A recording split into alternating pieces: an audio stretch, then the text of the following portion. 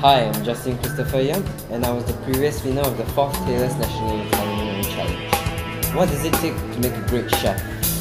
Basically, the first thing you must have is organization. When it comes to organization, you gotta have organization in your team, especially teamwork. Organization in your communication. Two-way communication is very vital in the kitchen. And of course, communication plays a very vital role when it's very noisy. Cleanliness. Your station has to be very clean, and of course your hygiene. So nails have to be off and long hair in your beret. Attitude is very important. If you don't have the right attitude, you will never become a great chef. Basically, attitude as in humbleness and respect. Humble meaning you cannot be always showing off or rocketing yourself sky high all the time. And respect your ingredients and people.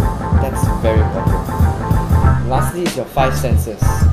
Without your 5 senses, basically, you can't be a great chef. Your 5 senses include sense of touch, sense of hearing, sense of sight, sense of smell, and sense of taste. Always remember your 5 senses, and with that, you also must be ever vigilant around your surroundings. You cannot be just confined in what you're doing. Look around, always look around, in case your teammates need your help, or maybe you can help other competitors, There's always room to help. And with all this, you'll definitely become a great chef.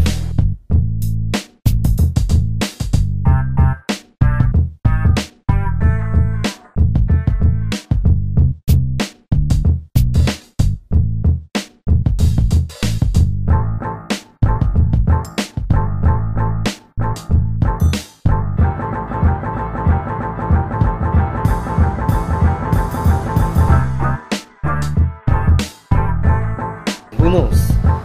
This year, it might be your turn to shine.